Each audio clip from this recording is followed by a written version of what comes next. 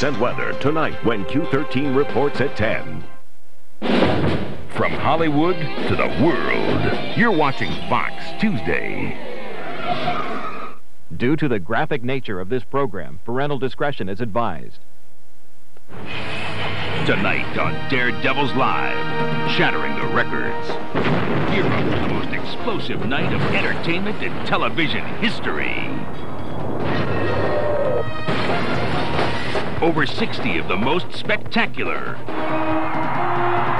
most amazing, bone-crushing thrill rides you'll ever see. Witness fearless daredevils put their lives on the line as they launch their cars through the air, attempting to shatter the world record for distance. A battle for the best, a competition between life and death.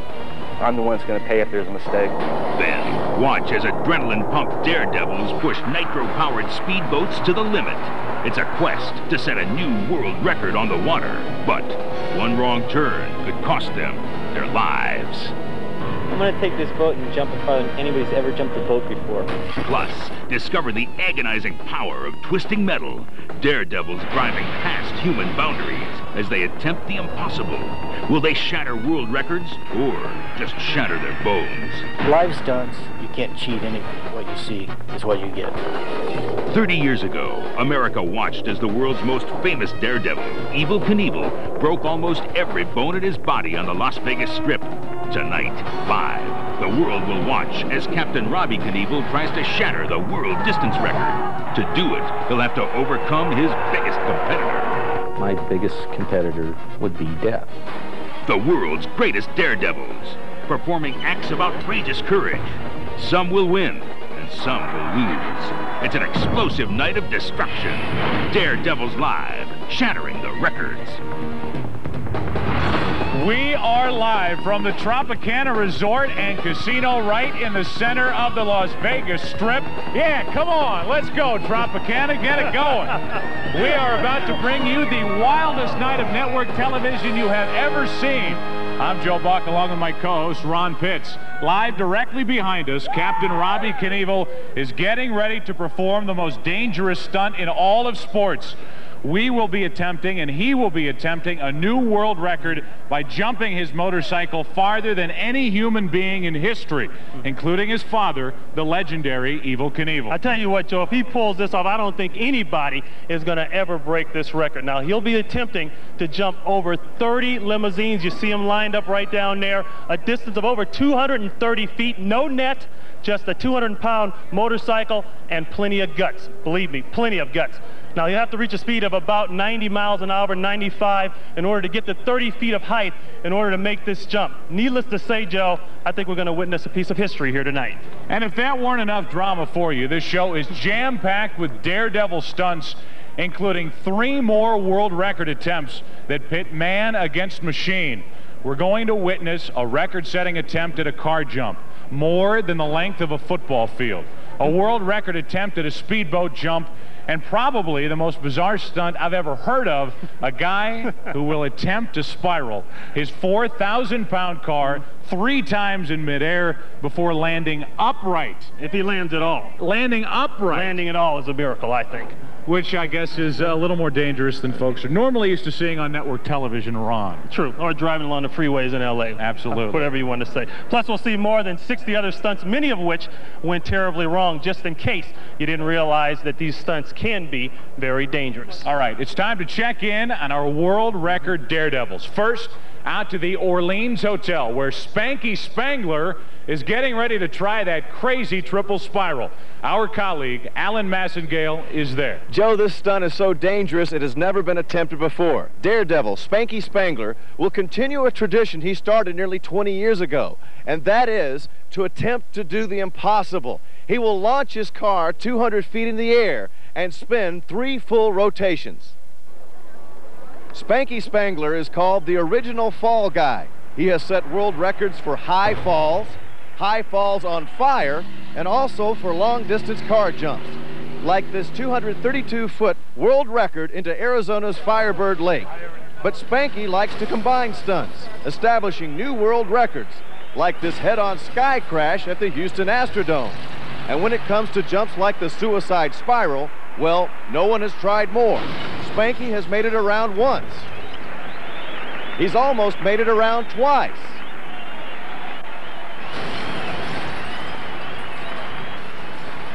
But to set a new world record, he'll have to spin 3 times. No one has ever done this before and survived. Spanky is going to take off on this pipe ramp, traveling faster than anyone has ever gone before. And he has to do it perfectly. There is only a 3-inch margin for error. The world record for this stunt is 2 complete spirals. We'll see later on if he can pull it off. Right now, let's check in with Kevin Frazier, who's with the king of crash, Brian Carson. Kevin, what's the mood over there? Things are tense here in the parking lot of the Orleans Hotel and Casino. A lot of folks wondering if Daredevil Brian Carson can do the impossible and execute a 300-foot plus jump through a pair of uprights. Here's the deal. Carson will drive his car up the ramp and through the first upright, fly across the football field, and hopefully he will make it through that second pair of uprights. As for his landing, well, it'll be a crash, but that's okay because Brian Carson is the king of crash. Tonight's world record stunt is guaranteed to end in a crash, and this will mark Brian's 2004th professional wreck. That alone will put him in the Guinness Book of World Records. Brian's 2000th crash was in 1996, and until tonight, it was his most amazing. He drove off a 10-story Laughlin, Nevada rooftop at 60 miles an hour and crash landed onto a bed of cars below. He was lucky to get out alive.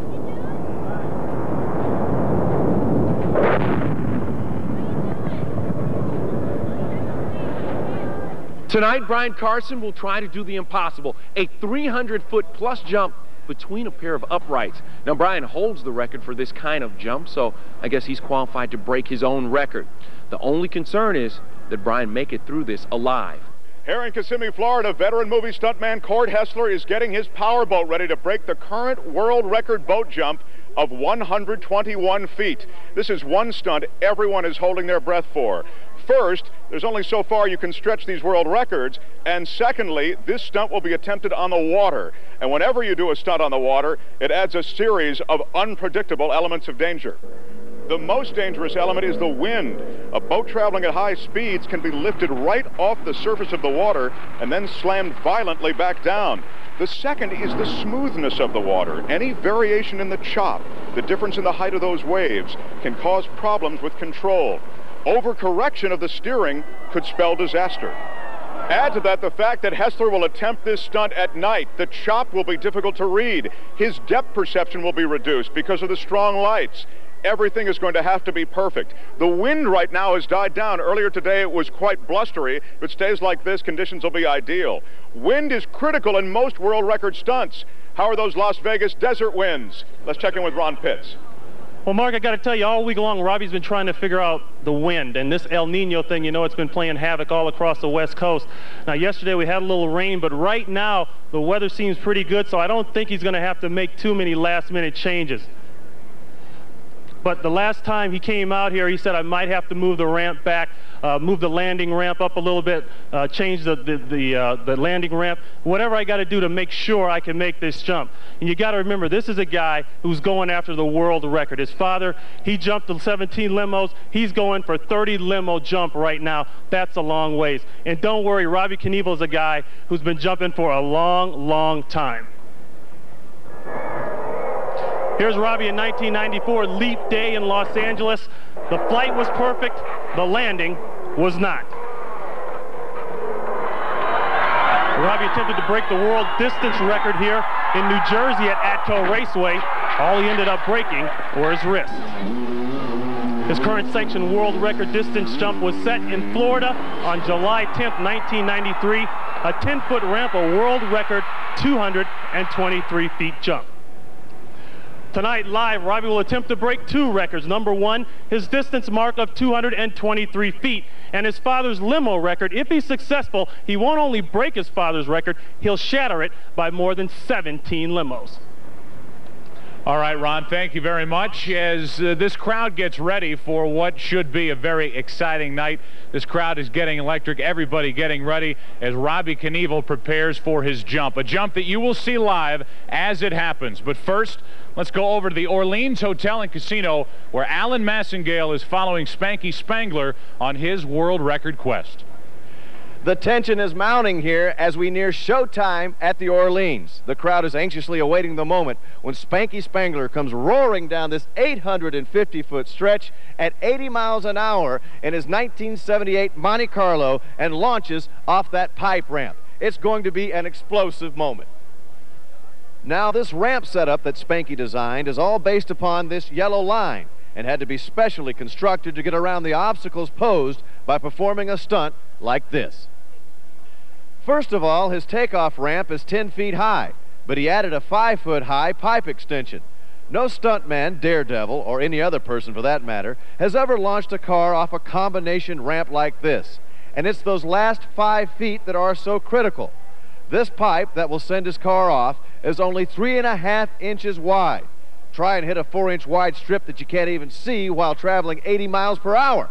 It can't be easy. It'll be amazing just to see Spanky Spangler try this stunt. He's done rotations before, 1 and 1.5, but he needed to get up to a speed of 50 to 60 miles per hour. But to hit what he calls the sweet spot on that 4-inch pipe at 80 miles per hour is almost impossible. We're starting off the evening with the most wicked, most violent, and most outrageous world record attempt. The crowd here can hardly wait. But Ron and Joan, I don't think they fully understand just how dangerous this stunt really is. Well, I'll tell you what, it's called gravity. Now, when Spanky goes off the ramp, he's going to be shot through the air. It'll feel like he's pulling about 3 or 4 G's, and that's what makes this stunt so dangerous. He's going to try to fly almost 200 feet through the air, so his speed has got to be real high, about 80 to 90 miles per hour. Now, if he hits the pipe ramp by just 1 inch, the friction will slow down his car. He could miss the mile of cars that are going to catch him below, and that could be deadly for Spanky. This is a combination stunt: speed, distance, and rotations. A triple suicide spiral. Alan, it's so dangerous, no one has even attempted this before. But that's what sets Spanky apart from other daredevils. He compounds his stunts. Amazing thrill rides that are always on the edge of danger.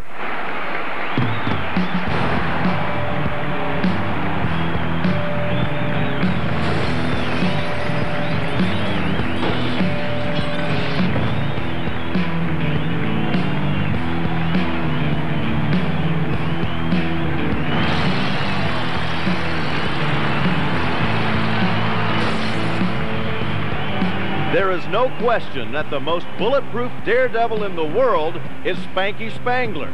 With 20 years of experience planning and performing daredevil feats, Spangler has earned every cut, bruise, and broken bone. Spanky started out as a stuntman, fistfights, falls, but the slow pace of Hollywood wasn't his style, and there was a war going on. When I went in the service, I went airborne, and I was in the Special Force. I was a Green Beret. Spanky returned from Vietnam a decorated soldier. His military career prepared him for real, live performances. When you're doing live stunts, you can't cheat anything. What you see is what you get. So I always say, the only thing I can guarantee is a crash. Spanky started crashing from unbelievable heights. He's jumped off towers, cranes, even helicopters. Some call him the original fall guy because he's jumped so many times. I was doing high falls, then I had to add something else to it. So I had a moving target below me, and I got in a helicopter, and we flew down a runway, and I jumped out of the helicopter and landed back of the truck when the truck was going like 44 miles an hour. This is one of the most amazing stunts ever attempted. There are so many variables. He must gauge the exact speed of the semi-truck. He has to factor in the speed of the chopper, the speed of the wind. One mistake will cause a deadly outcome. Spanky's target is 70 feet long and only 8 feet wide. He's ready to go.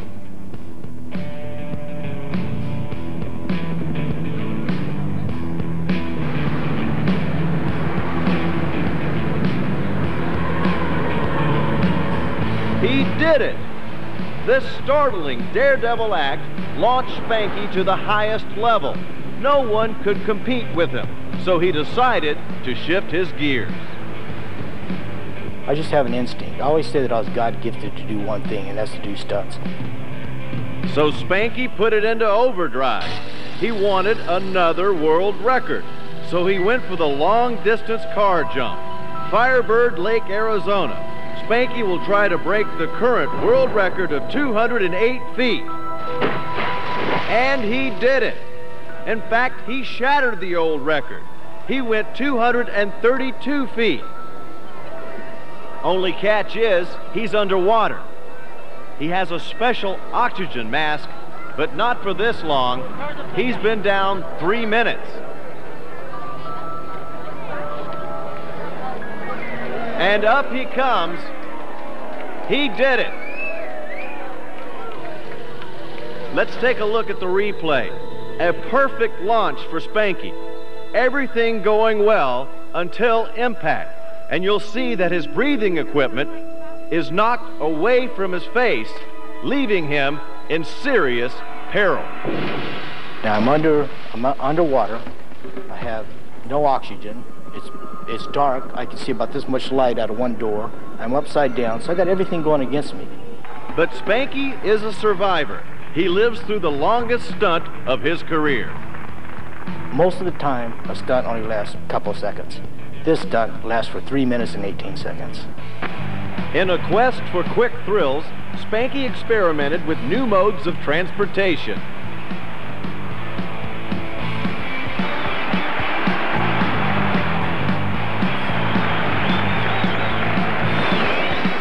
But Spanky still wanted more, so he started combining stunts.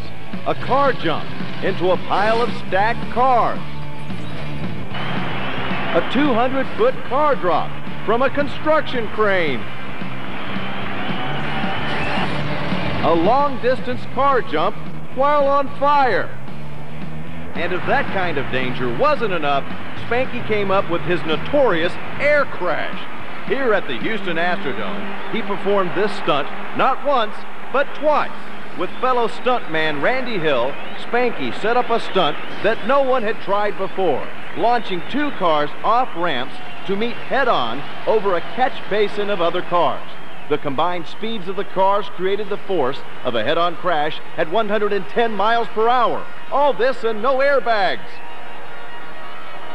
I jump in cars and stuff, people like that, and there's great impact at the end of it, and it's pretty violent looking. But nothing can compare to the violence of the pipe. Jumping a car off a pipe ramp at 50 miles an hour creates one complete spiral. Jumping a car off a pipe ramp at 65 miles an hour creates almost 2 spirals. No one has ever survived a pipe ramp jump of 80 miles an hour, but Spanky is going to go for it. I mean, you can shoot one straight up and spin them. That's pretty easy. But when you're shooting straight out and trying to spin a car, it's very difficult. Difficult? So far, it's been impossible. But if anyone has the guts, the will, and the experience, it's the man who's performed over 22,000 stunts, Daredevil Spanky Spangler. Spanky Spangler is here at the Orleans Hotel for the most dangerous stunt of his life, the automotive triple spiral, the suicide spiral. You have to be willing to face death to even attempt it. He's held the world record for distance twice. Now he's going after a new world record. And Joe, he's getting ready for his pre-jump checkout. All right, well, thanks, Alan. You folks get the idea. Spanky might be a couple of white tigers short of a full Siegfried and Roy show. It's just about time for our first world record attempt. While Spanky is starting his final prep, we're going to take time out for a commercial break. Next on Daredevils Live, Spanky Spangler's going to go for an automotive triple spiral, the suicide spiral, a stunt no one's ever been able to do before. Then, the king of crash, Brian Carson. He's going to try to fly farther in a car than any man has ever done before. And, of course, we've got the son of evil, Captain Robbie Knievel, when Daredevils Live, Shattering the Records, continues. Daredevils Live, Shattering the Records, is brought to you by Dark City, starring Rufus Sewell and Kiefer Sutherland. Rated R.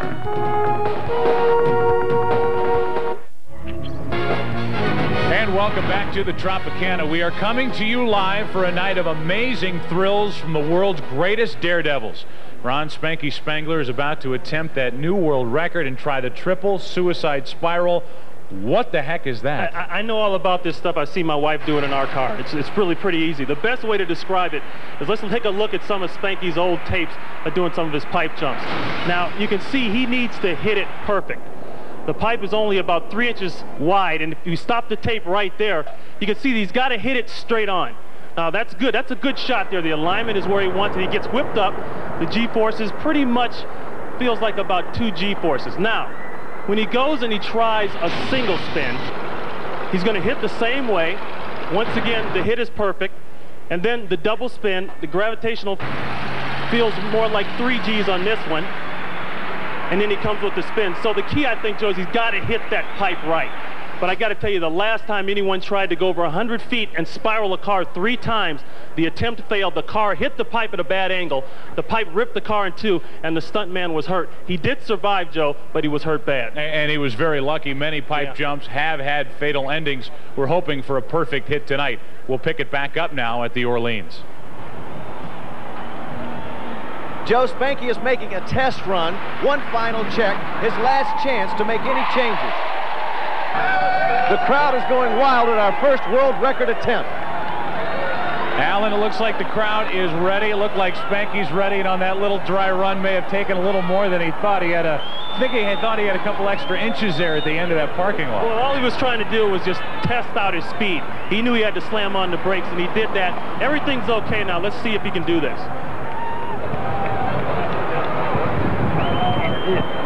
And the key is he's got to hit that pipe right. You can see he's going to get that speed up.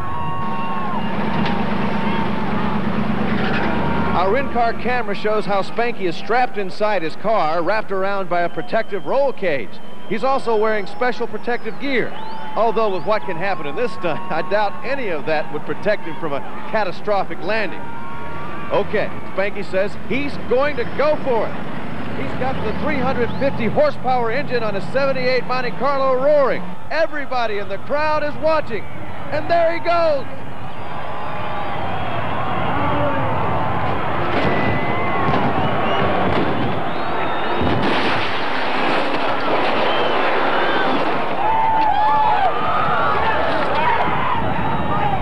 Oh no, Joe. He went right instead of left. He almost missed the ramp. He landed on the pavement instead of his landing area. Whether Spanky's okay, only time will tell. His men are there. They're looking in. I can't see any movement. Wait, there's a thumbs up from one of his crew, but I don't know if there are any injuries. Paramedics coming over to check on him. Joe, it happened so fast here on the scene. Oh my, did Spanky do it? Is he okay? Alan, obviously the first concern is that Spanky is all right. I have to say, in real time, it looked like a world record. Well, I tell you what, the problem is he over-rotated. He went about a half turn too much. Now, see, he's picking up speed here. He makes the hit, but he veers off to the right a little bit, and he's out of control. He was supposed to spin driver's side down, but he ends up going driver's side up and lands on the roof, which is, of course, the most dangerous way to land. Now, there goes the Monte Carlo, all 4,000 pounds of it, one rotation, 2. Now the impact, you saw that. That's a huge impact. I tell you, Spanky's one lucky man. He even survived that one. Absolutely no doubt about that, Ron. Right now, let's go back to the Orleans with Alan Massingale and new world record holder Spanky Spangler. Well, here he is, Spanky Spangler, who just set a world record. He's safe and sound, but oh my, you didn't hit the landing area. What happened? Well, when I was coming to my approach, my steering went out. So I was at the point of no return, so I just stayed with my foot on it. And I knew it might roll to the side when I caught it, and I started spinning. All I guaranteed was this crash when I came here. Spanky, you went the opposite way off the pipe ramp. Right. My steering was pulling me to the right. And after you committed to the ramp, there's no change. I mean, you got to go for what you got. That's why we have the good safety crew here. We had everybody back and everything went safe. So as you hit the ramp, you knew that you just had to go for it. What were your thoughts? Well, I was just coming to my ramp. My steering was pulling to the right real bad. I just held everything I got to try to pull it back. I couldn't pull it around, so I just hit the pipe. And I just held on because I knew I was going to have a hard time hitting the ground. Tell us about the landing. You know, you wanted to land on your wheels. You landed on your roof. Talk about your feelings as you hit. Well, I tail drug a little bit, so that took a little bit of the impact out. And then I got onto the roof, and then I went into the slide. As long as you slide out of it and stay out of it, then you don't take as much impact. A little bit of concern for you inside the car. The crew was on hand real quickly. Were you stunned? Yeah, well, everybody, you know, we expected. I've done quite a few pipe rolls. I've probably done like 25 of them. And I've always hit my cars. This is the first time I ever got off on the wrong side of my pipe. Hitting the pipe, you only have 3 inches right or left, and I was way far to my right. Would you do it again? I'd do it again, but I tell you, I'd check my steering next time. Okay, Spanky Spangler. What a night. We are still a little breathless here at the Orleans as Spanky Spangler has set a new world record. Let's go to Joe. All right, Alan, thank you very much. That's the kind of night we have in store for you here, folks. Congratulations to our first world record breaker, Spanky Spangler. Spanky, thanks for being with us here tonight. I think it's a good time now to remind everybody watching this that these are stunts. These guys are very highly trained, experienced stuntmen. They are professionals, and by any means should you not go out and try to duplicate one of these stunts, because it could lead to serious injury. It's one of those do not try this at home, right? Do not try it at home. Well, that's one new record for the night. We are live, coming to you from the Tropicana Resort and Casino on the Las Vegas Strip to see Captain Robbie Knievel attempt to set a new world record motorcycle jump. Robbie is in his trailer getting ready, and we have a special camera in there with him. Robbie, can you hear me? It's Joe Buck and Ron Pitts. How you doing, Joe? Hi, Ron. We're doing well. The amazing technology is we have a chance to check in with you. How are you feeling at this point, about an hour or so away from your big jump? I was just thinking, I was looking for another motorcycle jumper. Hoping they get my dad out here pretty soon. He crashes better than I do. Hey, Robbie, Ron Pitts here. Tell me, why this particular jump? Well, I guess I put my foot in my mouth again like I always do. I do that all my life, you know, just like Spanky and a lot of these other stunt guys. We always looking for something tougher, and I'm 25 feet further than Caesar's Palace. Well, actually 50 feet further on the gap distance. I'm at 198 feet, and my landing ramp's 100 feet long. I don't know how far I'm going to go tonight. I'm going to get out there and make practice runs, and however I feel, I know it's going to be chilly after the sun goes down here, and I'm just going to go for it. I'm committed. You sign a contract ahead of time. This is nothing to screw around with. I've had friends killed. I've had friends paralyzed. My prayers are with them and their families, and I hope I can continue on for another 5 years. All right, Robbie, thanks for your time. Good luck to you tonight. Thank you. No doubt that we are all pulling for Robbie Knievel. We'll be back with Robbie later. Now let's join the action in Kissimmee, Florida, where another daredevil will attempt a new world record. Mark Thompson is on location in Central Florida, where we know they've had some rough weather and problems with tornadoes, and we hope everything's going to be okay. But right now, you're there for all the action. Mark? Action and a lot of tension. We're in Kissimmee, just a stone's throw from Orlando, Florida, and Disney World. Over 6,000 people have jammed the seawall to witness this world record speedboat jump by veteran movie stuntman Cord Hessler. The current record is 121 feet. Cord is confident he can break that record by 20 feet, flying over 140 feet. Now, normally Kissimmee is a sleepy Central Florida town, but this town is rocking for this world record attempt. The crowd has been gathering all day long here on the shores of Lake Toho. The scene resembles a gigantic tailgate party on an NFL Sunday. People have come from miles around just to witness this world record attempt by Cord Hessler. Earlier, Hessler and his stunt coordinator, Artie Maleshi, had hoped to try a series of practice runs. But severe winds, gusting to over 40 miles an hour, make it impossible to determine exact speeds. The wind and rough water were too big a factor in a stunt that needed exact calculations. The worst scenario that can happen to me is if the boat blows over backwards. If a gust of wind comes in or the boat hits funny in the ramp and I go over backwards, there's nothing I can do. I'm going for a ride. The boat's going to land on top of me, and we're going to have problems. Problems that in the past have caused serious injury to boat drivers. If the wind gets under the front of the boat lifts off, up, into the air, and then flips down on top of the driver. If Cord does not hit his ramp perfectly, the boat could roll, disintegrating when it hits the water. Hessler is 26 years old and lives in the Orlando area. He's going to attempt to break the current world record of 121 feet. His ramp is custom built, 50 feet long and 5 feet tall. It has a V shape that acts like the barrel of a rifle, a design that will help him fly straight. The launch and landing areas are extremely narrow on the lake. The audience is only 100 feet to his right. And to the left, hundreds of boats have lined up to view the world record attempt, which adds still another dangerous element to this stunt. The man in charge is Hollywood stunt coordinator Artie Maleshy. His credits range from Miami Vice, Waterworld, and Speed 2. Maleshy has been prepping this world record stunt since November, over 4 months in the planning. The goal? Well, it's for Court to fly past the white marker, which signifies the current record of 121 feet. I'm here with Court Hessler's stunt coordinator, Artie Maleshy. Artie, I've been telling everybody that you guys go way back. Give us a sense for that relationship and how it's built professionally. Well, we do go back a lot of years, and we started out as just friends hunting and fishing together, and he's been in the entertainment business for a while, and all of a sudden he became my assistant. He's doing stunts, and now he's pretty much my main guy. What things should we watch as we see the stunt unfold live here tonight? Well, basically, it's not everything to watch. It's the boat making the jump, but it's a flat trajectory of the boat, that the front end isn't up in the air too high so that it doesn't flip over backwards. Is that the biggest risk to the stunt? Absolutely. Good luck, Artie. I don't want to stand in the way of you helping Court out. We wish you guys the very best tonight. Okay. It's taken 5 days to build that ramp. Tremendous planning. That's why I wanted you to meet Artie. Artie's the guy who, with Court, has done a lot of that planning. So, believe me, Court Hessler is not taking this lightly. His life is on the line tonight. That's right, Mark. With so many things that can go wrong, you have to say it takes a daring man to go up against odds like that. Stay with us, because when we come back, we'll see if Court Hessler will be our second Daredevil stuntman to break another world record.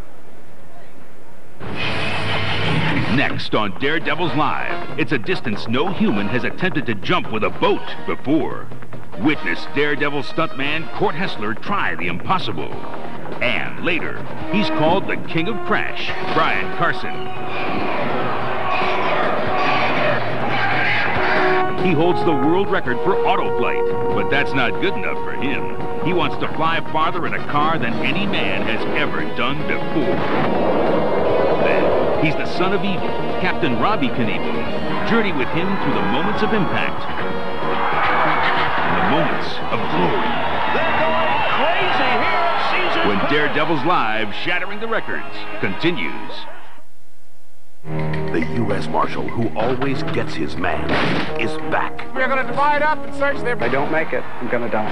Living to cheat death. He's in trouble. He's down. He's hurt. But some push the envelope and their luck too far. My God, they hit. An all-new special with the world's worst stunt disasters caught on film. When stunts go bad too, Thursday at 9, 8 Central on Fox.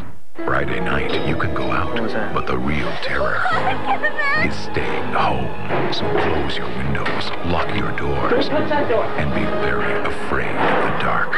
If you thought you knew what Millennium is about, you were wrong, dead wrong. An all-new Millennium returns with a scream Friday. Daredevils Live, Shattering the Records. This is Joe Buck, live from the Tropicana Resort and Casino in Las Vegas with Ron Pitts for more Daredevils Live. We're just getting ready to see Daredevil Court Hessler's attempt to jump a speedboat farther than anyone's ever gone before. Mark Thompson at Lake Kissimmee, Florida. How's Court Hessler doing? Court Hessler is a pro, Joe. If there was anything that wasn't quite right, Court would call this jump off. He's gone through his final checklist with his stunt coordinator, Artie Maleshy. So far, everything has the green light. He'll be hitting that ramp at between 70 and 80 miles an hour, jumping 140 feet through a 60-foot fireball. It isn't exactly your everyday boat ride, but then again, some people just can't seem to do things the easy way, and I guess that's how you might describe Court Hessler. He has spent his entire life in, around, or on top of the water. Growing up surrounded by the Everglades in Central Florida, Court Hessler dreamed that he would be a stuntman. And 9 years later, that dream came true. There's no other job like it in the world. I travel around the United States and Europe and everywhere. and it's never the same thing. Even the boat jumps. Boat jumps were Court's specialty when he started his career at age 18 at Universal Studios in Orlando. Here, he acted out explosive fantasies, performing up to 20 different stunts every day. You never get bored doing stunts. It gets a little hectic at times, and you know, it's just one of the things that go with it. But the payout is incredible. The incredible experience Hessler gathered at Universal shot him onto the stunt world's fast track. Physical stunts, high falls,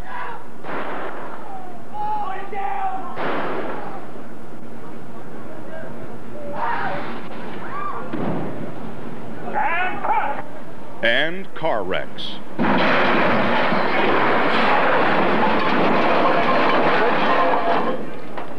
Let's cut. And tonight, Daredevil stuntman Court Hessler is focusing on his first ever world record attempt, checking and rechecking every element of this stunt. I'm constantly looking over my boat, making sure everything's okay. I'm sure I forgot something. No matter where I'm at, I know I forgot to do something. And as long as I have my lucky quarter with me, I'm fine. It's getting close to the time when Court Hessler risks his life in a stunt no one's ever done before. And it's like Artie Maleshy is in that boat with him. Both these two guys have their lives so intertwined. We have Maleshy and Court on a wireless mic so we can hear their final words before Court attempts this world record boat stunt. Let's listen in on the sounds of this stunt. I don't have much reverse. That's okay, that's okay. Don't worry about it. Come ahead. Come ahead. All right, so we're doing 60 miles an hour. 60. And change, right? A little over. Okay, you feel good about the center line? You got the lights that are okay? Everything's good. We've got the lights dialed in so they're not bothering me. I'm good to go, man. All right, man, we're going to blow the pyro right as you're coming off the ramp, and I'll see you on the downside. See you on the other side, bro. Keep that white side up now. Adios. Adios, guys. What? We're ready. You heard them. We're ready. We have two minute cameras on board the boat with Court, as well as wireless microphones, so you will see and hear everything as if you were riding along on this world record stunt attempt. Court must reach a minimum speed of 65 miles an hour to have a chance at the record. No one has ever jumped a speedboat off a launch ramp at that speed. The current world record of 121 feet is marked by this white buoy. We have placed an underwater digital camera at the 145-foot mark. A world record spot is marked by where the front of the boat first touches the water.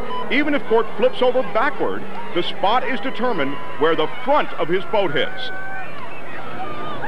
Emergency crews are in their place. The final cue will come from Artie. Okay, are you ready? Are you ready, Court?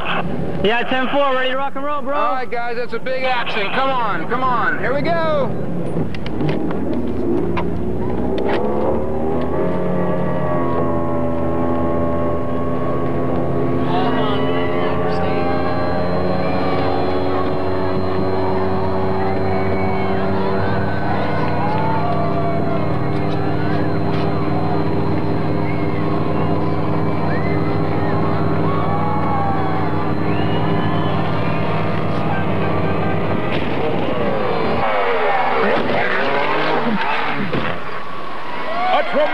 Landing, ladies and gentlemen. Court is signaling that he's okay, touching his helmet. That's the signal. The engine has been torn away from the boat. Joe Buck, do we know, does he have the world record? Mark, this is Joe back in Vegas, and yes, the official word is that Court has jumped 139 feet, 18 feet farther than the old world record.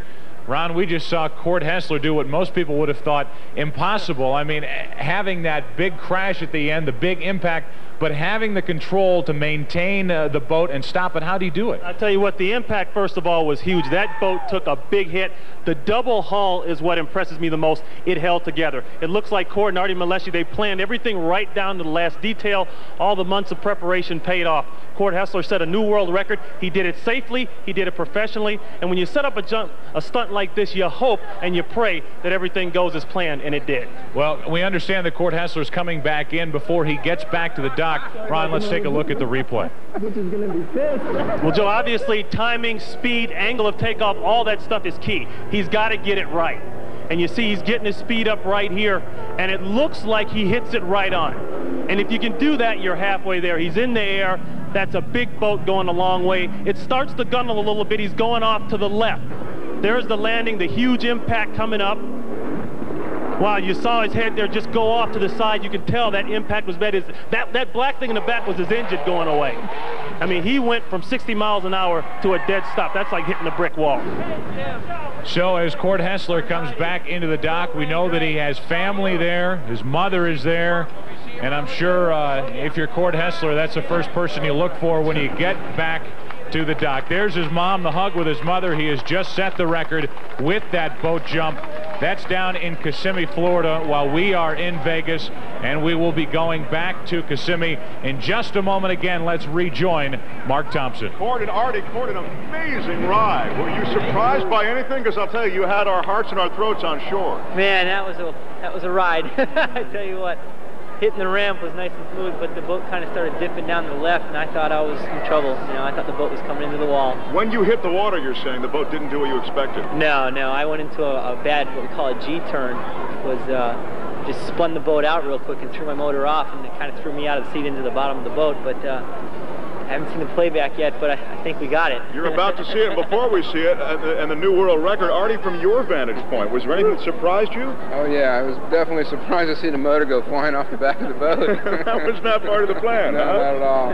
But it didn't matter as long as he was safe. I mean, it was a heck of an ending, I can tell you that. Let's take a look at the replay, and then, Cord, I want you to just take us through it step by step, what was going on in your head. All right, this is my approach to the ramp. It felt pretty centered to me. It felt like it rode up the ramp pretty smooth. What a shot. That was like... Cord, you owe us a camera. Unbelievable. Really terrific. What a thrill for us to see it. And it's interesting that it all happened for you in the blink of an eye, so that you perhaps thought that you were in more danger than you actually were. I did. I really thought I was way out of shape. I thought I had problems in the air, and I just tried to steer out of it, and I really didn't have to. We know that meticulous planning went into it, but I must tell you, what a thrill. Just an instant thrill. Everybody on the land, we watched it, and it was a great, great treat. Congratulations, Cord Hessler. A new world record. Art Maleshi, all the best. Congrats. Yeah. All right.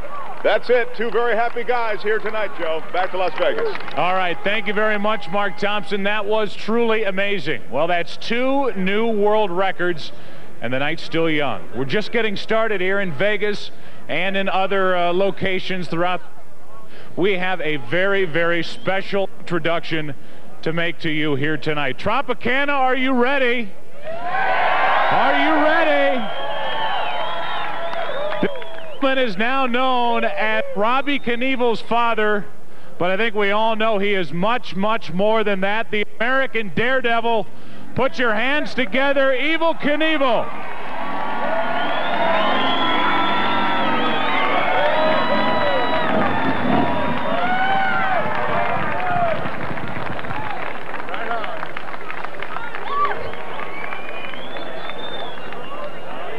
Evel Knievel, first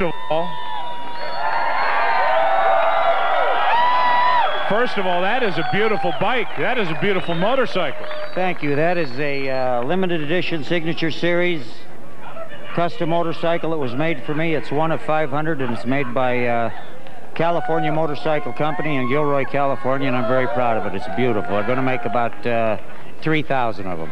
Evel, I know that there are a lot of things that we need to talk about, but something that you want to get across to the people watching along the network, along the Fox network, about the kids out there and about how dangerous these stunts are that we're watching tonight. Yes, I would like every child that's watching this show tonight to know that Robbie nor I, either one, and I'm sure I speak for Fox Television, we do not believe in the words "no fear." We don't believe in that. Robbie has been riding a motorcycle since he's been 6 years old. He's 36 now.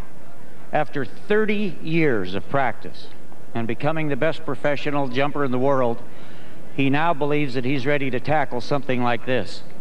I don't care whether you're skiing, snowboarding, riding a bicycle or a motorcycle or racing a car.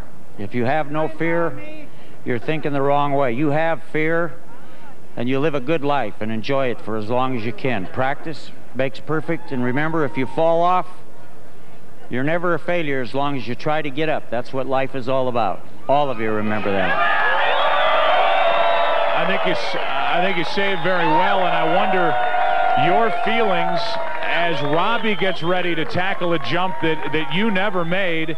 I wonder what's going through your heart and your mind as your son is about to take on this jump, and how you feel now as compared to the time before you made some of your tremendous jumps. Well, I never did jump this far. I remember dreaming one night that I might be able to jump 21, but I never ever dreamt that I might try to jump 30.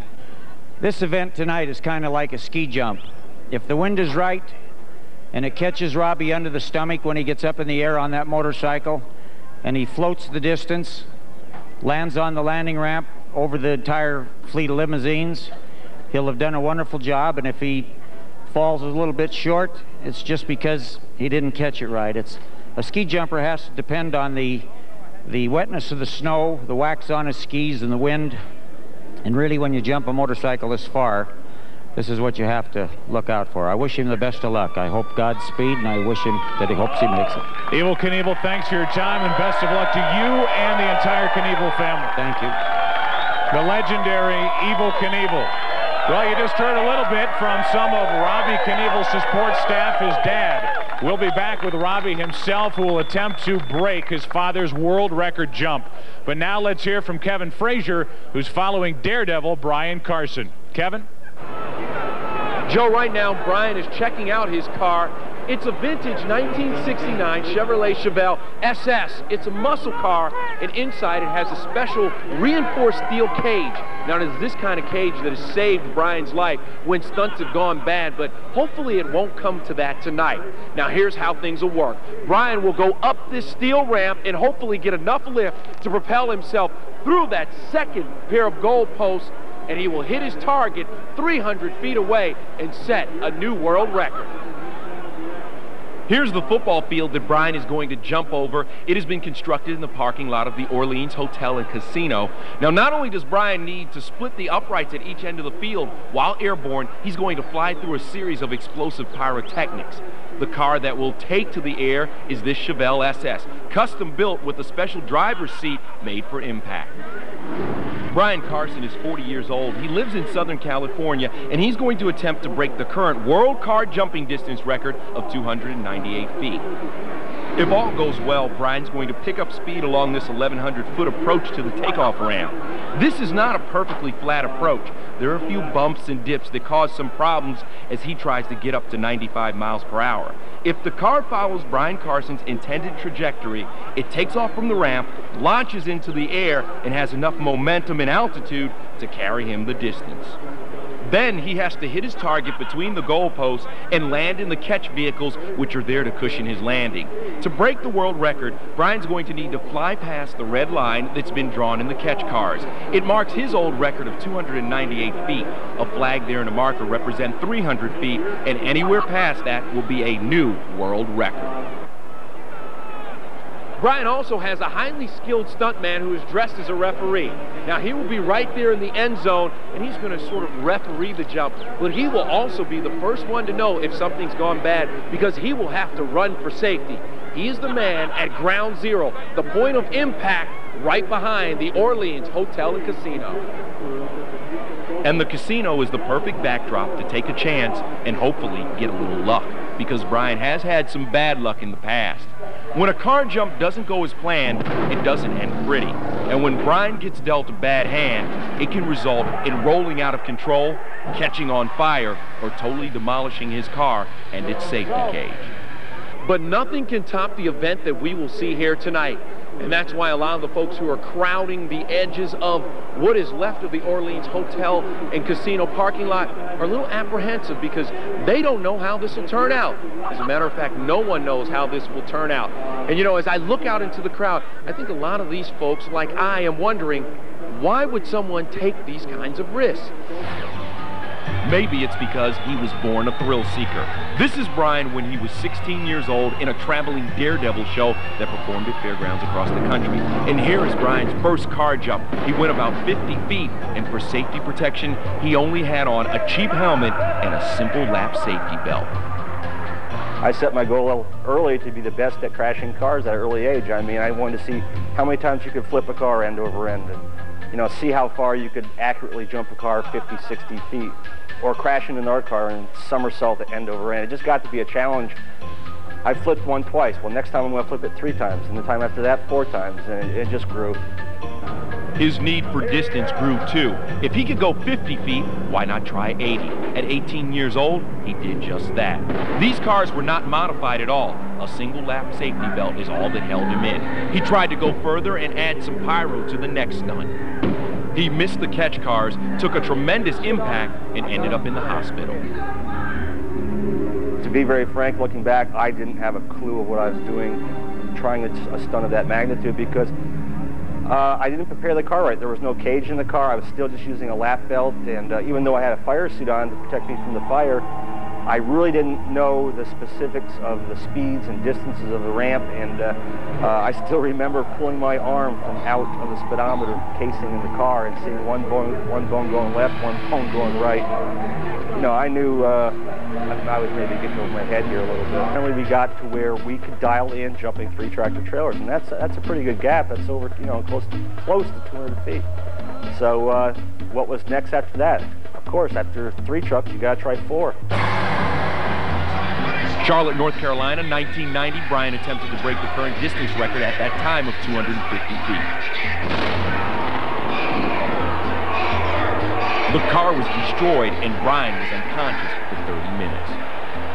The suspension I built was completely wrong. It totally broke apart on takeoff, and the car went inverted in flight. And as soon as the car got in the air, I said, oh boy, I'm in deep caca now. The car hit the end of the last trailer and resulted in a head-over-heels, bone-crushing roll. It took the jaws of life 45 minutes to get him out of the car. After missing that Cadillac jump over the 4 tractor trailers, it was really a matter of pride to me. I mean, I had to come back. We went back to the drawing board and started working with the motor more, the suspension more, and really critical this time was the ramp. Now the ramp started getting major league. It was almost twice the size of our old ramps, and it was new to use it, but the only way to figure out if I had it dialed in was to go off from it. In Brian's patented trial and error ways, he was ready to go off this ramp in front of 80,000 people at the Charlotte Motor Speedway in 1991. 298 feet, a new world record. The first time we went off the big ramp was at Charlotte, and we were running at speeds over 80 miles an hour, and that stunt was perfect. It was the prettiest jump I ever made in my life. Everything worked perfectly. It was something I'm proud of. And that brings us to tonight, where Brian has only 1,100 feet to reach the speed of up to 90+ miles per hour to hit that ramp and make it to the crash cars. As far as attempting this stunt at this point in my career, I'm probably, well, I know I am the most experienced person to try a jump like this and have the most knowledge of doing it. I've done it so many times, not this distance, but leading up to this distance. The only downside for me is my age. I'm 40 years old, which is a young man, but you gotta remember it's been 10 years before I did the other jump, and my body doesn't take much to the impacts anymore. So that would be the downside, is the carnage that I'm gonna have to endure no matter how this jump goes. So after over 2,000 crashes, Brian's body is getting ready for one more big one. Will he hit this ramp right? Will he get the speed to make it to the crash cars on the other side? There's one big red line across this football field waiting for him. Joe, tonight, Brian Carson hopes to set a world record in distance jumps. He's getting into his car right now, so we are just moments away from his world record attempt. All right, thank you very much, Kevin. Well, This is Brian Carson just a little while ago taking the long walk down to a waiting limousine, which will take him over to his Chevelle. Kevin told us that Brian is extremely pensive and anxious to get this stunt underway. Yeah, Joe, you know, people started gathering early in the day to witness this, one of the most spectacular car flying stunts that's ever been done. And I got to tell you, I can't wait to see this thing happen myself. As for Brian, he's proved the skeptics wrong too many times before. But there's always the underlying thought that there will be a stunt that he never recovers from. It's quite a thought to think that that Chevelle is going to fly as far as a football field. And as Brian's limo drove up earlier, the crowd just went crazy in anticipation of Brian breaking a world record distance jump. So right now, we take you back to Kevin Frazier. Brian Carson will take his Chevelle through its approach run, and he needs to achieve a speed of between 95 and 100 miles per hour. Then he'll launch his car off the ramp, and hopefully he will fly over 300 feet, make history, and set a new world record. Now remember, he only gets one crack at this thing, so the speed and the alignment have to be perfect, just in case paramedics and safety personnel are standing by. The paramedics have told us that it's a 12-minute drive to the closest emergency trauma center in the event Brian is seriously injured. The fire department is equipped with the jaws of life in case the car is so crumpled that he can't get out. There's about 10,000 people gathered here in this parking lot, and this crowd didn't have the benefit of seeing all the previous Carson jumps and crashes that we showed you earlier. I really don't think they know what to expect. Brian's taking a final look over at the playing field. His crew members told me he always carries a towel with him up to the top of the ramp and throws it when he's ready to go. This crowd has been waiting around and is really getting geared up. Brian is ready now and getting into his car. He needs to crawl into his roll cage. His crew helps him get situated and strapped in. At the other end of this field is waiting this ominous pile of crash cars, double stacked for extra cushioning, because Brian feels like he's going to hit this set of cars harder than he's ever hit any other set in his entire high-flying career. There's a referee on hand to let us know if the field goal is good, and he will be signaling if Brian is off to the left or right. We've all seen a lot of field goal attempts come right down to the wire for a nerve-wracking ending to a football game, but this is no game. For Brian Carson, this is life or death. Brian's backing all the way up to the wall. He needs every inch to get the speed he needs. Brian's taking a practice run to make sure his engine doesn't misfire and that everything is in working order. It's not a perfectly flat run up to the ramp. There are a few small dips that Brian needs to negotiate. Even off a small dip, he could catch air and have difficulty steering. He's also making sure that the wheels will be perfectly aligned to the ramp.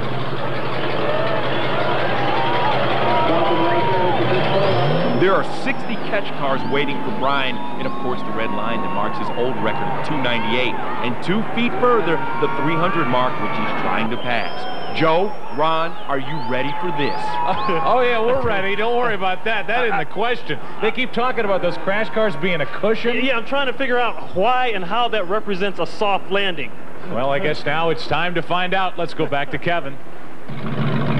Well, his practice approach seemed to go well. I saw him give a thumbs up to a couple of his crew members, now backing up to the wall. We've said before, he needs 1,100 feet of runway, and he needs every single foot of that space if he's going to complete this record-breaking jump. Brian also told me that when you see him tightening up the gloves, that means he's ready to get after it. He shifts into gear, a look from our end zone camera, and it looks like it's all clear, guys. There he goes.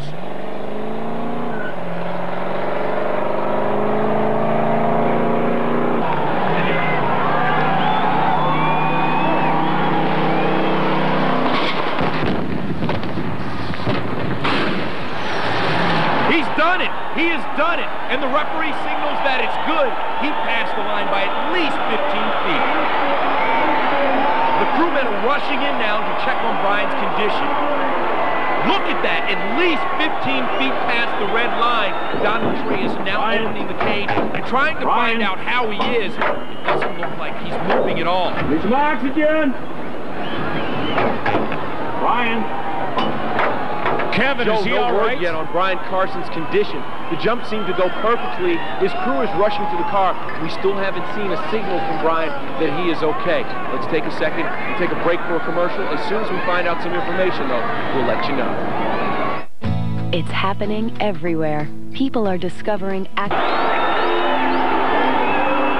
Well, we are still waiting on the condition of Daredevil stuntman Brian Carson, and while we wait, Ron, let's take a look at the slow motion replay, see where the stunt went wrong. Let's check it out here. Now he's heading toward the ramp. He's got to get a lot of speed up. Remember, he's going to try to go over 100 yards. Now, he's up in the air here. You can see the pyrotechnic explosions going off. He gets the car airborne, and I tell you what, he's got to have a lot of speed to get that thing up there. He's over. And that's one camera that's getting ready to get completely wiped out.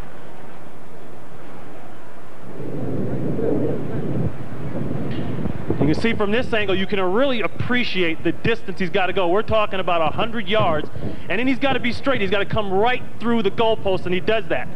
Now coming up here, you see he's got the good distance. You're going to see a red line pop up. Now that will represent the old the Charlotte, North Carolina record mark right there, that red line of 298 feet. Now to me, I think he goes at least 15, 20, maybe 25 feet, Joe, past that.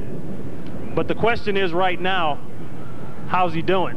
And to answer all of our questions right now, let's go back to the Orleans Casino where crews are still working on the wreckage. Kevin? Thanks, Joe and Ron. During the break, they got some oxygen to Brian. Apparently, he had been knocked unconscious. He'd been out for a few minutes, and now he's back, and he is just hearing for the first time that he has broken the record. Did it. It's over 3. As you can see, Brian's still a little wobbly as he exits the car, but that's to be expected after surviving a 90-mile-per-hour car wreck. The crowd waiting for Brian to pull off his helmet. He does, and they let him know that he has just set a world record.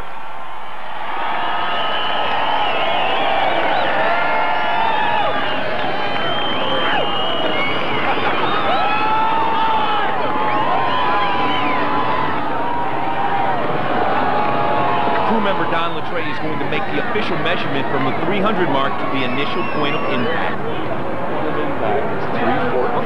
Here's the slow motion replay to officially document the world record. Past the 300-foot mark by 14 feet. Now they're saying 314 feet and 3/4 of an inch is the official measurement. Brian, incredible jump. You set the new world record, 314 feet. Everything seemed like perfection. I'll tell you, people don't realize how much work it goes into this. Months of work for a flight of 3 or 4 seconds in the air. It couldn't have been better. I mean, no one knew what the outcome would be until we launched off the ramp, even myself. So I'm a happy camper right now, I'll tell you that. I mean, for me to come out in one piece was a goal. But the second to set the record on top of it, it tops it off. Let me ask you about approaching. Did everything feel right? I'll tell you, we had limited space out here. We only had 0.2 of a mile going to the ramp, and even though we built the car to try to get the speed, I didn't know it until I came to the ramp the final time. About 50 feet in front of the ramp, I knew I had enough speed to get over through the goalpost, but I didn't know I had enough for the record. I just floored it and hung on. It flew like a bird. Well, tell me about that. How does it feel when you're in the air, the pyrotechnics are going off, and you're flying? On this particular jump, when I got in the middle of my flight, I felt like I could pull back on the steering wheel and kept going up in the air. It felt like an airplane. It really did. Watch the impact and explain it to us. Yeah, this kind of gives you a view at home, big time, how the impact was. That was a pretty hard hit, but it worked perfectly the way we designed to come in flat and just crunch through the cars and make it as soft as possible for me.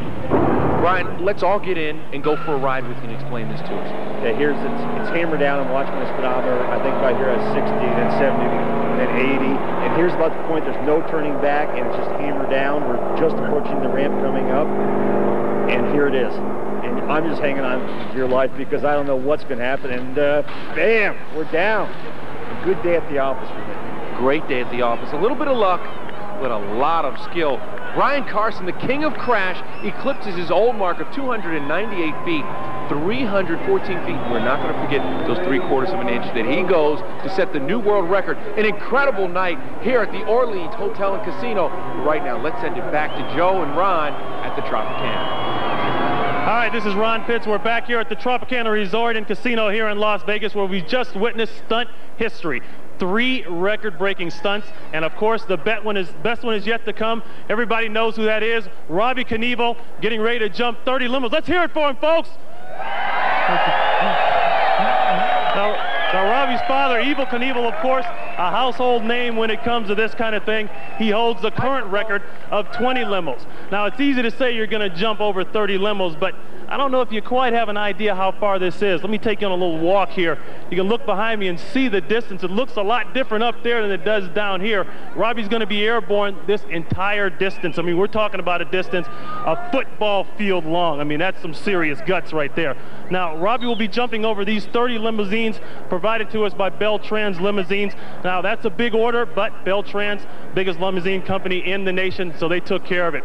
Now, I got to tell you, that's 200 feet of luxury, but for Robbie, he's not going to be worried about that, because once he hits that ramp here, as I walk down to the landing ramp, you can see he's going to be looking at nothing but that landing. That's all he's concerned with, and I got to tell you what, Joe, when you look at it from down here, it is a long, long ways.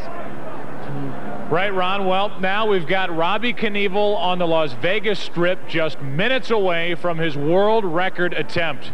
I've been waiting to do this for days. Ladies and gentlemen, put your hands together for the man Evel Knievel calls the world's greatest daredevil, his son, Captain Robbie Knievel.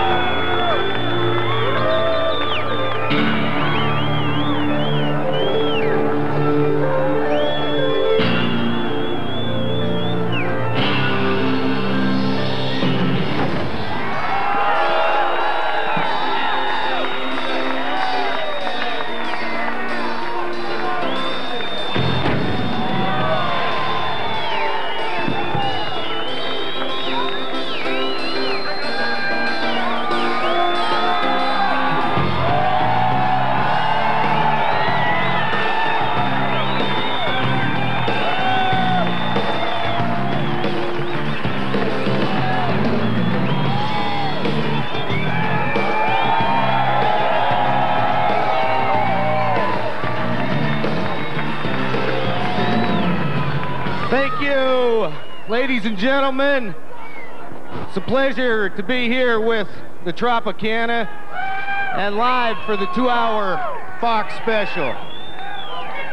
After 27 years, I've broken all my father's records, and I've set a lot of my own records, and I finally conquered those fountains at Caesar's Palace 9 years ago. Some people say I'm the best at what I do, but it's only because I had the best teacher in the world, a man who created his own sport, my father, Mr. Evel Knievel. What's that? After looking off these ramps for 27 years, it's now a privilege to be back here attempting the longest jump I ever have in my career for some of the wildest people I've found around the world, right here in Las Vegas, Nevada.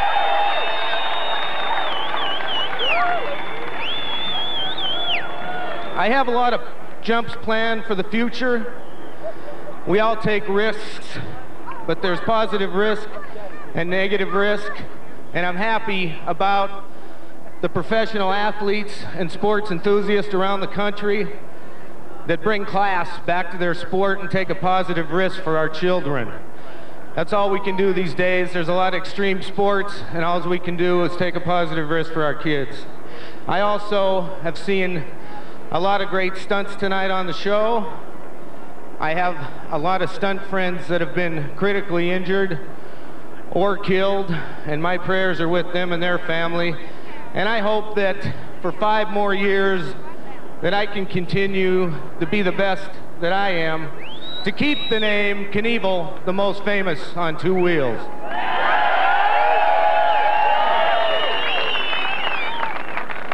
Bell Limousines, you got a lot of guts. because I'm going for it. Hope to see you after the jump. Thank you. Thank you, Robbie. And good luck. We will be checking in with Robbie in just a few moments. You could tell as soon as Robbie entered the arena, you could feel the drama just heighten here at the Tropicana. Well, the time is drawing near. We are just minutes away from Robbie's world record attempt, so stay with us.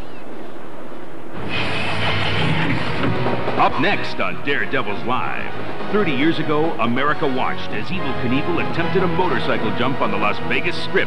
The results were bone-shattering. Now, it's Robbie Knievel's turn. Stay tuned for a world record distance attempt. Plus, discover what happens when his stunts go good and when his stunts go bad. When Daredevils Live, Shattering the Records, continues. Phone Patrol from 1-800-COLLECT. Next on Daredevils Live, Shattering the Records. Tonight, when Q13 reports at 10. To California. By attending the Business to Business Expo 98 for free records. We are back live at the Tropicana Resort and Casino on the Las Vegas Strip, where Captain Robbie Knievel will attempt a new world record motorcycle jump. Well, you know what, Joe? He told me something real interesting last night about approaching the ramp. He's got to come at it at about 90, 95 miles per hour, but the guy does not use a speedometer. He doesn't want to have the extra weight on there, and the way he knows how fast he's going, he just listens to the bike. He feels the whine of the engine. That's big time. You got to know what you're doing. Yeah, and it comes from a lot of experience. Absolutely. I mean, he's designed his takeoff ramp to give him just enough lift to propel him over the 30 limos. Now, he's got a 500 horsepower bike that will give him the required speed of about 95 miles per hour minimum, and he's hoping that'll be enough to get him to the other side of the limos. Now, Robbie told me last night again, the point of no return on this thing is going to be about 200 feet from the starting ramp, meaning that once he gets inside that cone, he is fully 100% committed. Wiping out at that speed could definitely be fatal. Now, there's some other risks also. If he can't stay airborne for the entire stretch, he could crash into the limos. Everyone knows that. Veering off to the side, not good also. You're coming down on sheer concrete. If he overshoots the ramp, it works like a pogo stick effect, and it bounces them all over the place. We've seen one of his jumps where that went wrong. And of course, coming up short, as they say, he hits the edge of the ramp, that's equally hazardous. You know, either way you look at it, Joe, this jump is not for the faint-hearted. You've got to be some kind of risk taker to even try this, but we know one thing. Captain Robbie Knievel is definitely made of the right stuff.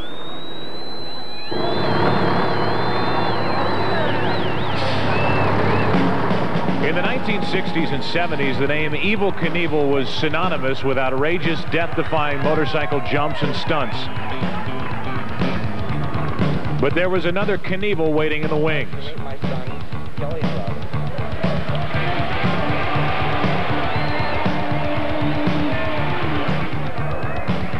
At a practice field near Buffalo, New York, 9-year-old Robbie Knievel got onto a 160 Harley-Davidson that was 3 times his size and performed his first motorcycle stunt. Not bad for a kid, but Robbie's jump soon took on a more adult look. 4 years later, at the age of 13, Robbie Knievel cleared 5 vans in a motorcycle jump and began his professional career as a daredevil, following in his father's bike tracks. Robbie always dreamed of breaking his father's records. I wanted to be the best in the world, but I never knew I was going to be jumping the distances I am today and having other stuntmen say, nobody can touch Robbie. Robbie started breaking other people's records almost immediately. The legendary Evel Knievel's best was better than the others. 1968, Evel Knievel attempts a jump over the fountains at Caesar's Palace. It was an unprecedented event covered by network television and watched by an audience of millions.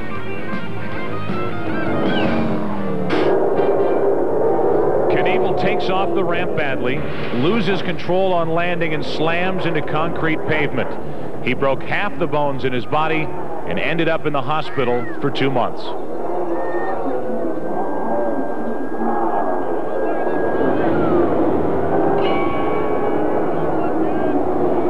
Evel's now passed on the torch to Robbie. I am not the greatest daredevil in the world. I am the father of the greatest daredevil in the world.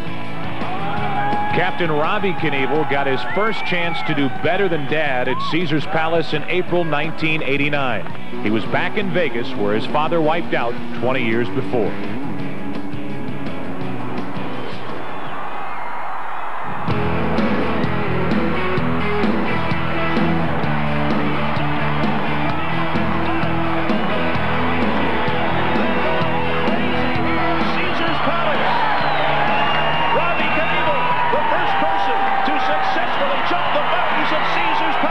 I think what boosts me is ever since I was a little kid and said to myself why I wanted to do this is because there was 50,000 people in the stands cheering me on.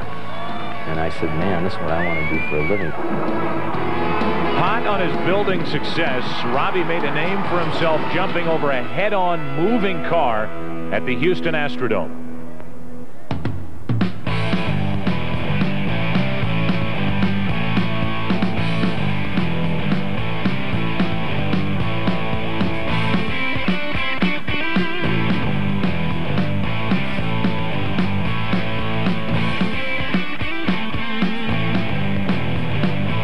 Set a new world record for jumping trucks in July 1991 in Salt Lake City, 171 feet.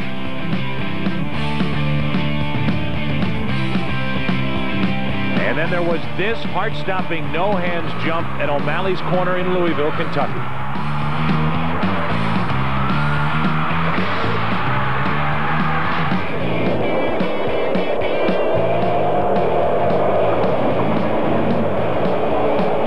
Yeah, I've been really lucky. You know, my dad used to sign happy landings. I signed lucky landings. Even with all the luck in the world, Robbie's spine-tingling stunts sometimes ended in bone-crushing wrecks. At Aloha Stadium in Honolulu, Hawaii, Robbie lands short. His back wheel clips the front of his landing ramp, flipping him off his bike at 88 miles per hour. Bike threw me forward. The bike did 2 flips, and a piece of inch plywood or 3/4 inch plywood was completely up in the air. And I laid there and got my breath back and sprained my back, and I came back the next night and did it no hands because I knew what I did wrong. Atco Speedway in New Jersey. Robbie jumped 180 feet but wiped out on impact. All I saw was the pavement coming at me going way past the landing ramp.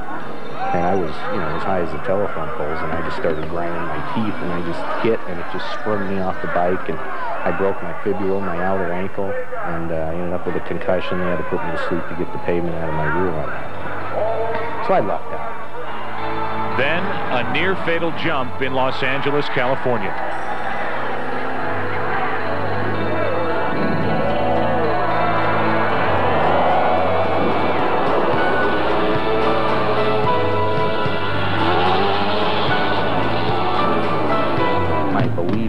I believe that I have a meaning in life, like all of us. So, you know, I think my meaning is to be the guy in red, white, and blue like my father was, who entertained so many kids that looked up to him. And he had a charisma. He had an entertainment about him. He was a stunt guy. He was a daredevil, and he was the best at what he did. And he created his own sport. And I loved it so much and looked up to him like a superhuman. I got in the business at such a young age. I feel like I have that meaning, but for the kids of today, and plus his fans can still watch me. Woo! Well, Ron, Robbie told me that he does not have a death wish, and he hopes to live forever. And he's managed to not have had a serious injury through 26 years of professional jumping. Yeah, but I tell you what, in a few minutes, he's getting ready to make the jump of his life. And now, you just heard the explosion. He's doing the family tradition wheelies.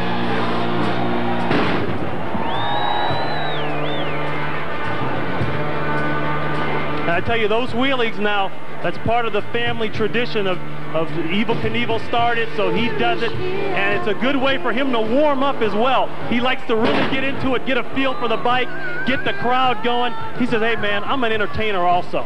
You know, this just isn't about me coming out here and jumping. I like to get the crowd into it. Absolutely, no doubt about that. So many elements to worry about. You have to worry about the weather. He talked to us about the temperature of the pavement and how his bike reacts to the pavement. Right. You know, last night we thought because of the rain that he was going to have to change things with the ramp and the wind and all that, but the wind died down. There's no rain, so he won't have to make any adjustments.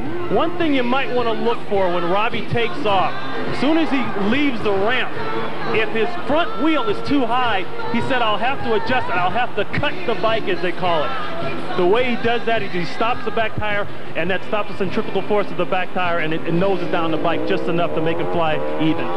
Folks, in a moment, we'll be right back as Robbie Knievel gets ready to break a 30-year-old record held by his father as the great Evel Knievel looks on. The question now, can he do it?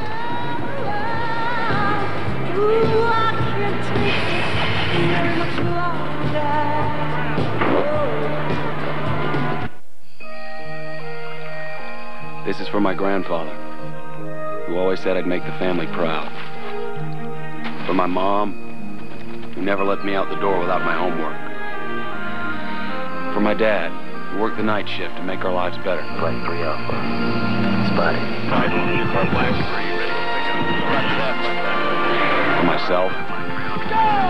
For my future. Be all that you can be.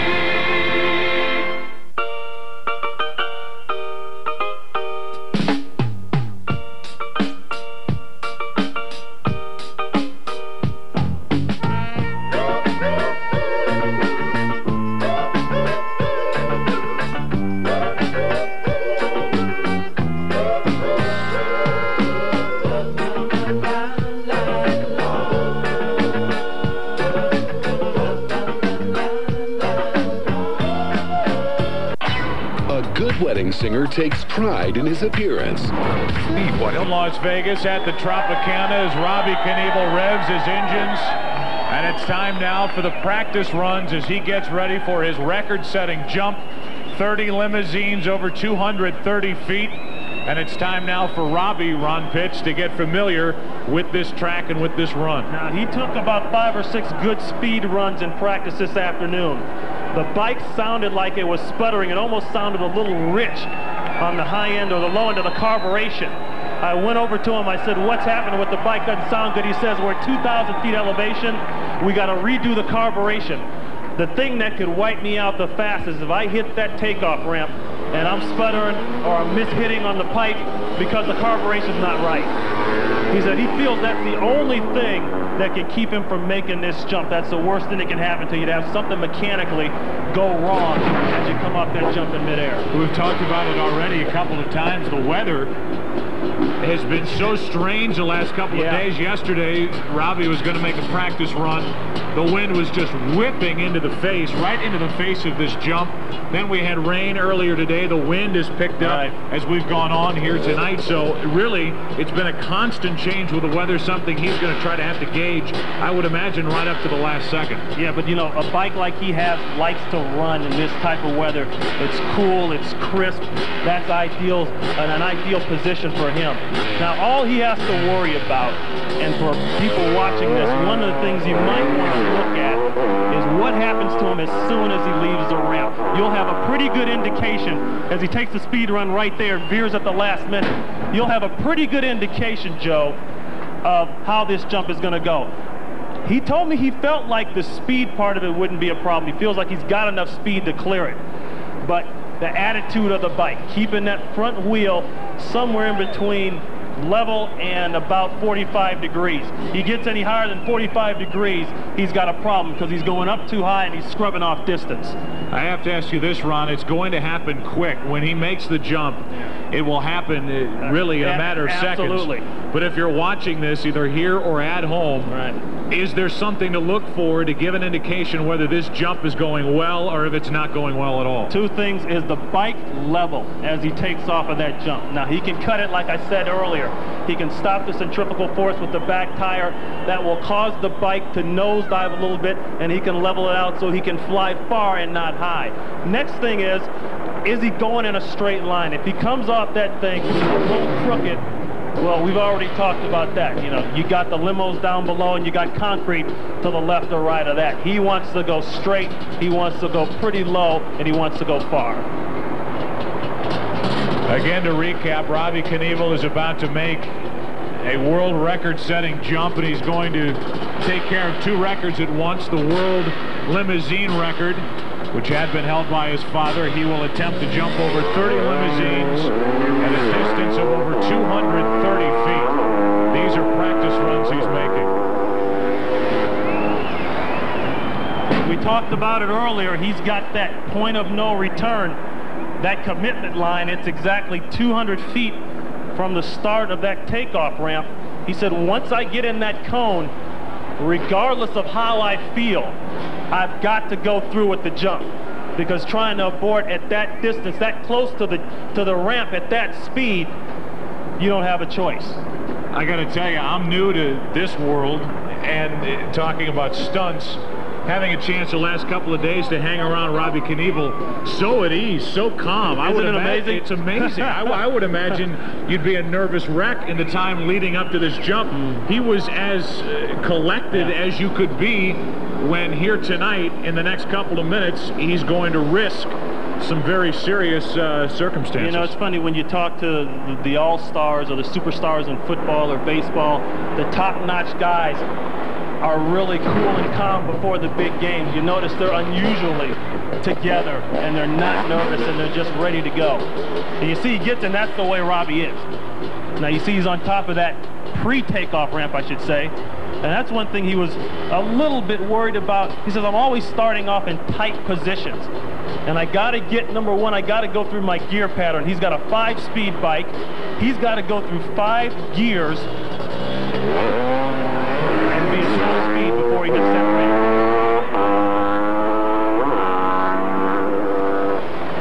So yet another practice run for Robbie Knievel, and as you might imagine, I would imagine with all of the circumstances surrounding this jump, there's this ambiguous feel. You have to have the right feel before you head down that ramp, knowing that this is the one where you're going to try to jump 230 feet. Yeah, he said he's gone into a jump and he's planned to take 4 passes, and he's ended up taking 7 passes because each time it just didn't feel right. And let's face it, this guy has got 2 things. He's got the bike, and then he's got his heart.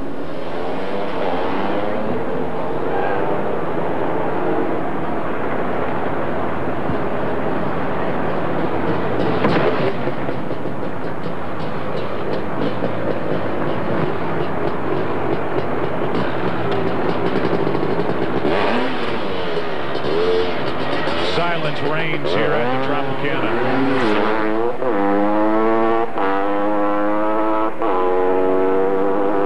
As we look at yet another practice run, so here we are, over 3 practice runs, and he said last night he's expecting 3, but as you said, doesn't know how many it'll take to get the right feel. Right, it's just that feeling. And you look at Robbie's bike, I'm sure a lot of people are wondering, you know, the suspension, what does it take to carry something like that? He went over and gave Dan a little dap there.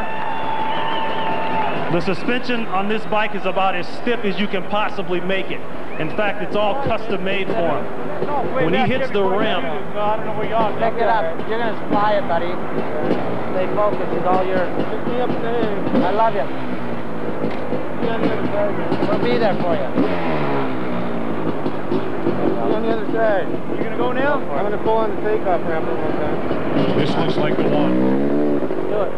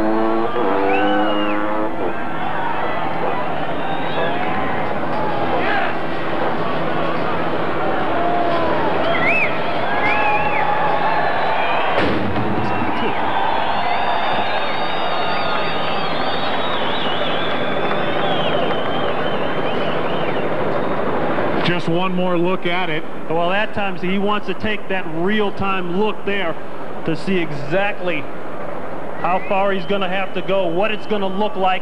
I got to imagine he's going through a lot of visualization right now. And earlier, Joe, just to finish up on what I was saying about the suspension, he wants it as stiff as possible. When he hits the ramp, he doesn't want a pogo stick up. Because like we said, you go up, you're losing distance. He wants to keep it firm and go out.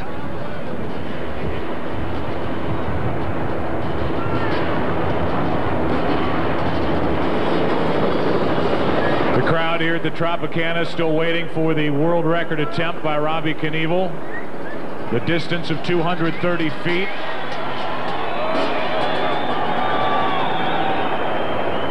And 30 limousines here in Las Vegas.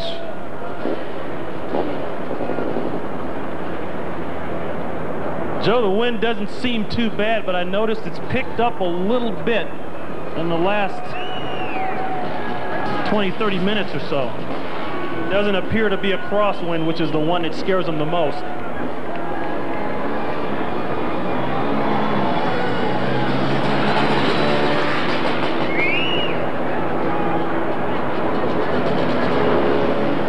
The thumbs up from Robbie Knievel straight to the camera, which he told us yesterday. Once you see that from me, believe me, I am committed to this jump. We'll see if that does indeed happen with this run at the 230-foot jump.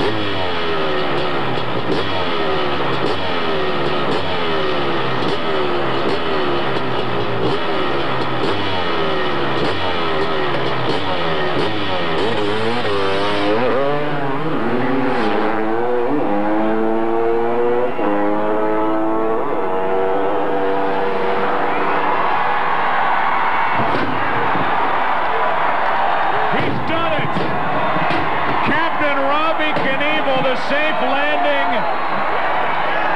and the world records. Tremendous. Joe, now what did he do? I thought he made it look easy. He said he thought he had the distance, the speed. He just wanted to stay straight, and you saw he kept the bike level.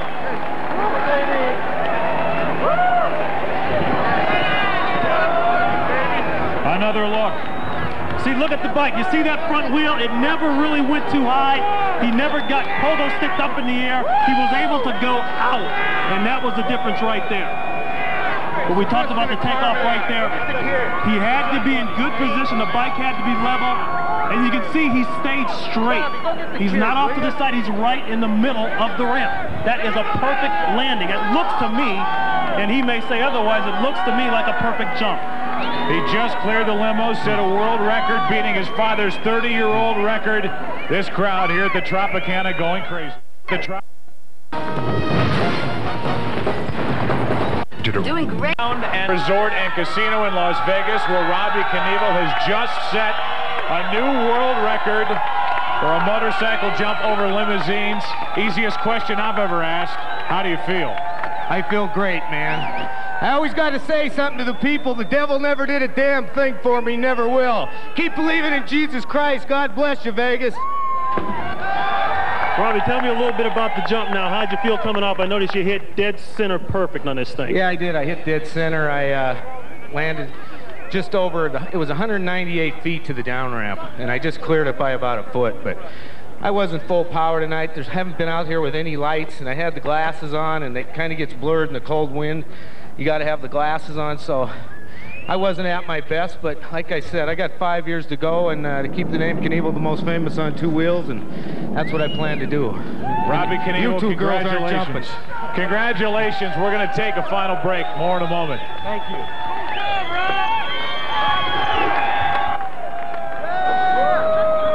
You gotta love it.